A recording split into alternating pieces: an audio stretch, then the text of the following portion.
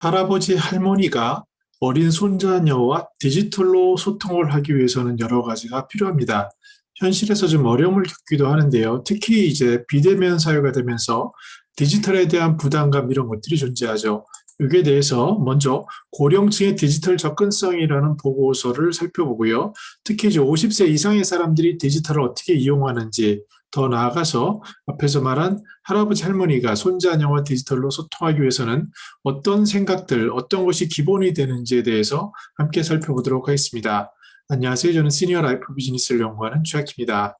고령층의 디지털 접근성 장애 요인 분석이라는 보고서가 서울 디지털재단에서 나왔는데요. 이 내용을 보면은 몇 가지 눈에 띄는 부분이 있습니다. 우리들이 예상하다시피 60대나 70대가 되면은 아무래도 디지털 정보를 활용하는 수준이 떨어질 수밖에 없죠. 예를 들어서 굉장히 유명하신 분이라고 할지라도 그분들이 디지털을 쓰는 것을 보면 굉장히 어색한 경우를 알 수 있고, 내가 그걸 어떻게 해라면서 그 거부감을 느끼는 분들도 계십니다. 한 3, 4년 전에 실제로 디지털 교육을 어떻게 할지를 하기 위해서 현장에서 시니어들을 만나보니까요. 그때 당시에 이제 그래도 스마트폰은 약 100만 원 정도 되는 좋은 기기를 다 갖췄음에도 불구하고 고연령일수록 굉장히 문자를 보내시거나 실제로 그 카카오톡 같은 이런 메신저 하는 것들이 불가능한 분들도 여러 뵐 수 있었습니다. 그 사이에 시간이 많이 흘러서 많이 나아진다고 하지만 그래도 여전히 전체적인 연령별 디지털 정보화 수준을 놓고 보면 평균을 100이라고 했을 때 60대는 한 74점, 70대는 36점으로 상당히 낮았고, 반면에 젊은 층일수록 120점 이렇게 되는 것을 알 수가 있습니다. 디지털의 격차가 차이가 발생을 하는데요. 실제로 50대 이상에서 그럼 어떤 디지털 기기를 많이 쓰느냐? 주로 여기서는 이제 스마트폰이 대부분이 되겠죠. 주로 유튜브, 카카오톡 이런 순으로 나와 있습니다. 이 자료는 2019년 자료이기 때문에 조금 변할 수 있지만 크게 큰 변동은 없는 것 같습니다. 세부적으로는 뭐 밴드라든지 이런 부분에서 다소 차이가 있을 수는 있을 것 같습니다. 그래서 디지털 에이징이라는 것에 대해서 필요하다라고 어떠한 이제 사단법인 노인생활과학연구소에서는 그 근거를 세 가지로 댔는데요. 왜냐하면 고령층 인구 비중이 높다. 그리고 이분들의 삶이 활기찬 노후를 준비해야 되는데 시대가 변하니까 그 시대에 맞춰서 활동해야 된다. 특히 저 같은 경우만 하더라도 이 디지털이 들어온 시대, 1975년부터 해서 좀 모든 것을 경험한 그런 세대이기 때문에 아무래도 그 큰 허들이 있겠지만 극복할 수 있다라는 취지를 얘기하고 있습니다. 여기에 대해서 그럼 65세 이상 노인들의 디지털 접근성에 대해서 한 300분 정도에 대해 리서치에서 조사한 내용을 살펴보면요. 모바일 그때 당시에 주 이용 서비스가 뭐냐라고 하니까 메신저다. 그다음에 정보 검색이다. 또 영상을 시청하고 SNS라고 금융 서비스를 한다는 것처럼 우리들이 일상생활에서 생각할 수 있는 그 범위를 크게 벗어나지 않습니다. 또 하나 요새 이제 무인 단말기가 굉장히 늘었죠. 심지어 로봇 카페 이런 것들도 등장하고 하면서 혼란스럽지만 요새는 이제 방역 코드까지 하시는 현장 경험을 하시면서 우리 시니어들의 역량이 많이 올라가셨는데요. 실제로 어떤 쪽에서 무인 단말기를 쓰느냐 보니까 은행이 당연히 높았고요. 그다음에 음식점, 또 교통, 특이하게 병원, 그리고 행정 서비스 이런 순으로 있었습니다.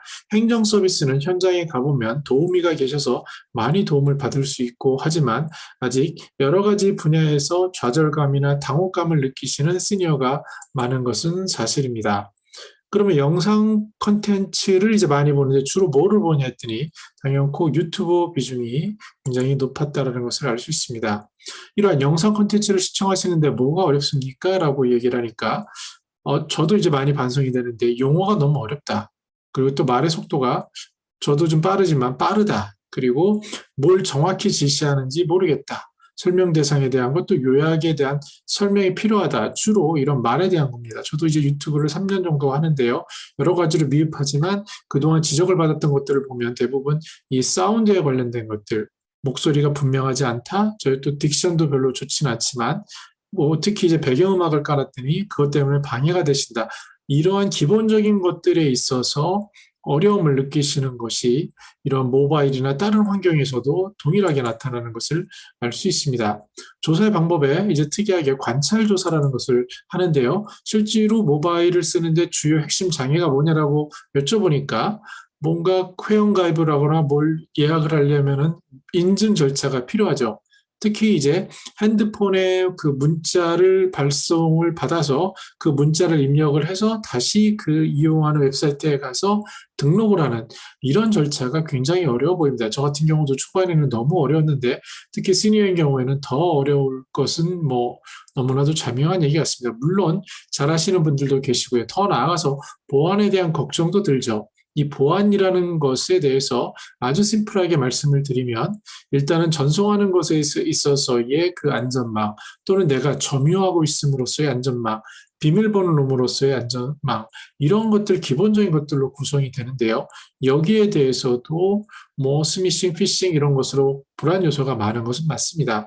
이런 것을 빼고라도 주로 이용하는데 인증 번호 절차라든지 그리고 또 글씨 크기, 색깔 이런 것들에 있어서 여러 가지 어려움을 느낀다 하는 것들이 바로 노화에 따른 시니어들의 어려움이라고 할 수 있습니다. 그럼 어떻게 해야 되느냐? 여기에 대해서 많은 분들은 단순하게 또 알기 쉽게 화면을 구성해라. 그리고 이용 절차를 간단하게 해라.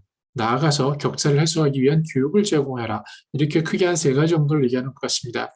최근에 유튜브 중에 시니어 분들이 굉장히 좋아하셔서 갑자기 구독자가 몇십만이 되시는 그런 영상을 보면요. 그분은 딕션도 또박또박 하시고 또 거기다가 알기 쉬운 내용을 정확히 표현하는 것을 보고 아, 그렇구나. 저도 반성이 많이 됩니다. 그런데 이런 것들 항상 디자인이건 기기건 이런 것에 있어서도 아주 쉬운 단순하고 알기 쉬운 것 그리고 이용 절차가 간단한 것 이런 것들이 진리임을 여전히 말하고 있습니다.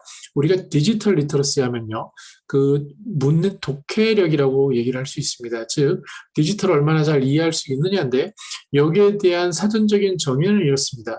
디지털에 따른 데이터라든지 정보라든지 컨텐츠 이런 것들을 가지고 결국 소통하기 위한 거라고 정의를 하고 있습니다. 즉 소통을 하는 것이 굉장히 중요한 목적이 되는데요. 은행 입장에서도 어렵죠. 그래서 이제 인력은 감축해야 되고요. 비대면으로 전화를 해야 되는데 시니어들은 당장 ATM기에 가서 굉장히 어려움을 보게 됩니다. 그래서 은행에서 할 수 있는 최적의 그 디지털 리터러시 활동을 하고 한다면 큰 글씨를 준다거나 메뉴 구성을 단순하게 한다거나 또 그리고 아무래도 고령층인 경우에는 직접적인 상담, 대응, 전화 이런 것들이 익숙하신 세대입니다. 그래서 젊은 사람들은요, 심지어 전화하는 걸 굉장히 싫어합니다. 일을 하기 위해서도 문자 정도가 좋은데 그것은 문자에 정확하게 명료하게 메시지가 담겨 있고 일의 진척을 확인할 수 있고 또 불필요한 대면의 부담감을 줄일 수 있기 때문인데요. 그러나 시니어 세대에서는 전화라는 방식이 굉장히 선용되고 있고 또 그것을 좋아하기 때문에 상담사를 두는 그런 활동들을 하는 것을 유니버셜 디자인 관점에서 시니어를 위한 최적의 활동으로 정의하는 것들이 나와 있습니다. 여전히 이제 우리도 점차 그러나 인건비도 들고요. 또 인공지능 상담사 같은 것들이 나와서 은행원들의 자리를 뺏는다고 하는데요. 그러한 것들 보이스, 특히 목소리를 통한 상담이나 절차, 그 과정이 굉장히 단순하고 이해하기 쉽고 절차는 심플하게 이렇게 만드는 것이 바로 핵심 경쟁력이 되지 않을까 생각을 해봅니다.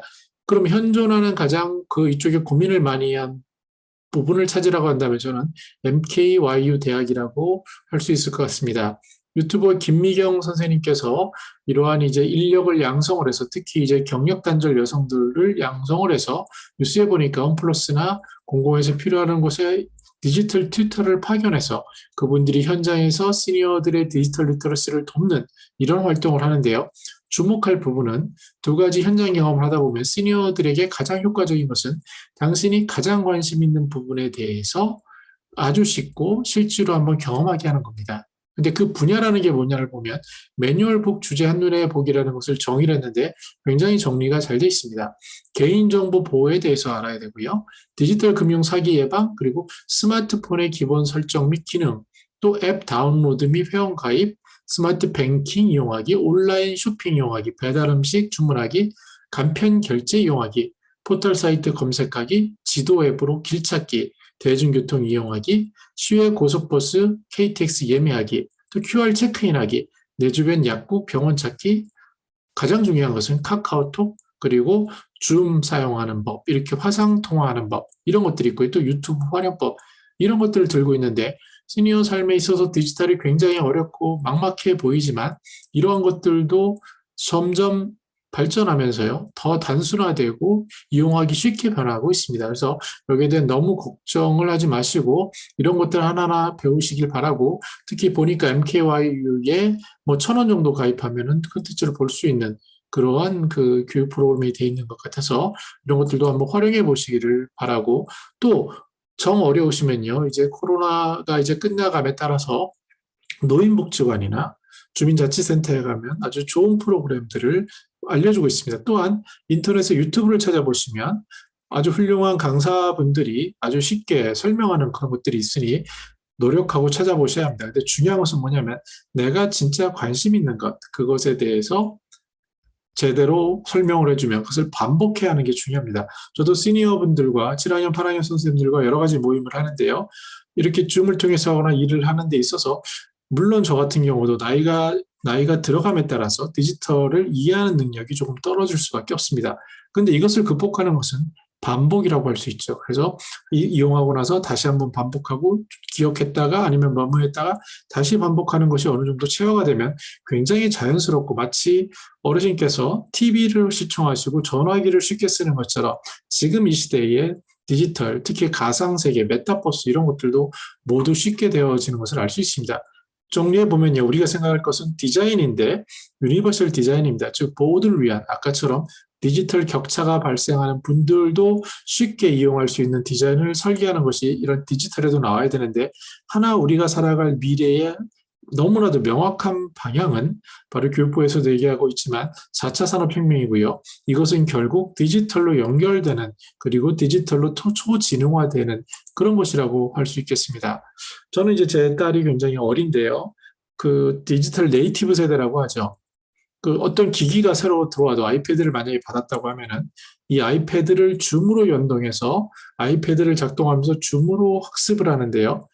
제 꼬맹이 딸은 저에게 뭐 예선생이라 가지고 교육하는 걸 좋아합니다. 그래서 전에는, 코로나 전에는 칠판에다가 쓰면서 지우고 이렇게 했는데 지금은 줌을 접속해 줘 달라 그러고 거기서 아이패드에 쓴 걸 가지고 다시 커뮤니케이션을 하는 이런 저기를 하고 있습니다. 그만큼 뭐 새로운 것을 배워서가 아니고요.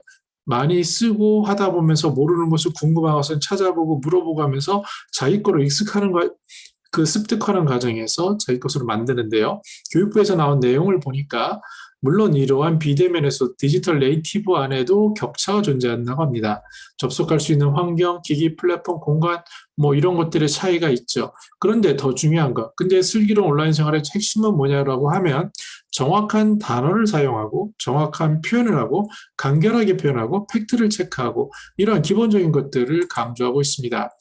우리가 살아온 날들을 생각해 보면요. 저 같은 경우도 주판부터, 뭐 젊은 나이지만 그래도 주판부터 생각했고 회사에 가서 타이핑을 했던, 타자기를 했던 기억이 생생합니다. 그리고 파워포인트를 쓸 줄 아니까 굉장히 뭐 인재 아니야 이런 얘기까지 들었던 그런 기억이 있고요.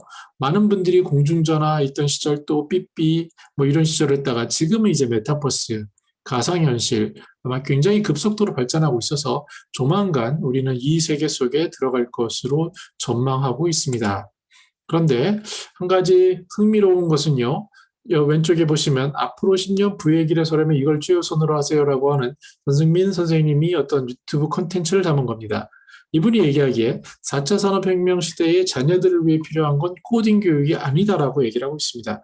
정말 필요한 것은 국어, 영어, 수학과 같은 기초라고 얘기를 하고요. 코딩 교육은 그것을 잘 이해하면 6개월이면 된다라고 하는 겁니다. 저는 이 의견에 전적으로 동일합니다. 그 원리는 비슷하고요. 우리가 주판부터 살아왔지만 그 시대의 원리, 빅데이터라고 하는 것들, AI라고 하는 것들, 그 속을 까보면은 비슷한 아주 핵심 원리가 있는 거죠. 마찬가지로 앞에서 보신 디지털을 통한 영상을 보신다거나 아니면 그걸 통해서 비대면으로 소통을 한다거나 여기에 핵심되는 것은 바로 목소리라든지 뜻이라든지 이런 것들이고요. 기기를 어떻게 접속하고 이런 것들은 관심을 가지고 뭐 6개월까지도 안 걸릴 것 같습니다. 당신이 필요한 것들, 은혜에서 하는 절차도 한번 주의 깊게 듣고 메모하고 반복하고 당신의 것으로 만드는 그러한 습관들이 되고 또 핸드폰을 써보는, 물론 여기에 있는 이제 불안한 요소인 보안이나 이런 것들은 교육이 필요하겠습니다. 그래서 그런 것들을 갖추고 하는 것이 필요하지 않나라고 생각을 합니다. 디지털 소통 원리는요, 쉽고 간단히, 그리고 모두를 위한 것이라는 것으로 점점 발전해 갈 거고요. 이때 더 중요한 것은 정확한 소통이고, 특히 시니어들이 외면할 수 없는, 제가 지금 유튜브를 하기 위해서 카메라 하나 설치를 하고 그 앞에 마이크를 가지고 이렇게 파워포인트를 해서 얘기를 하고 있는데요. 그리고 또 줌으로 들어와서 꼬맹이 딸과 얘기하고 학습하는 것처럼 이런 것들이 복잡해 보이지만 점점점 단순한 거 하나로 바뀌게 됩니다. 유튜브에서도 요새 이제 쇼츠라고 굉장히 짧은 영상을 추천을 하는데 그것은 기기 장비가 필요한 게 아니라 스마트폰의 사이즈로 간단하게 15초의 영상을 올리는 이런 것들을 추천을 하고요. 어떤 화려한 기교나 이런 것들은 단순한 앱으로 다 가능할 수 있습니다. 그래서 우리가 본질을 생각할 때고 그러면 디지털 리터러시라는 것은 결국은 소통하기 위한 것이고 결국은 그 이전에 이용했던 그 방식의 원리에서 조금 색다른 것이 있는 거라고 생각을 하시면 될 것 같습니다. 여기에 대해서 시니어들이 할 부분은요. 두려워서 안 하거나 물러서는 게 아니라 직접 한번 해보시고 그것에 대해서 나와 있는 교육 프로그램을 들으시고 잠깐 물어보면 손자에게 그 대답을 하는 그런 것이 중요해 보입니다. 저희 어머님도 이제 나이가 있으신데 그동안 스마트폰을 활용하지 않았습니다. 근데 어떤 계기로 필요에 의해서 하게 되니까 요즘 저희 꼬맹이 딸에게 카톡으로 문자를 보내고 가끔 저에게도 문자를 보내시고 하는데 화상회의하는 것도 굉장히 쉬운 겁니다. 다만 안 해봐서인데 이러한 것들이 변해가는 그 과정 속에서 우리가 생각을 바꾸고요. 그러면 지금 메타버스라는 걸 굉장히 어려워 보이지만 실제로 본질로 가면은 그렇지 않습니다. 그래서 자신감을 가지고 앞에서 우리가 주판부터 해서 시작해서 지금까지 오신 시대를 살아오신 시니어 분들께서 본질을 이해하고 소통의 본질에 익숙해지는 그런 경험을 하나씩 쌓으면 되지 않을까 조심스럽게 생각을 해봅니다. 저는 더 나은 시니어 삶 공동체를 연구합니다. 감사합니다.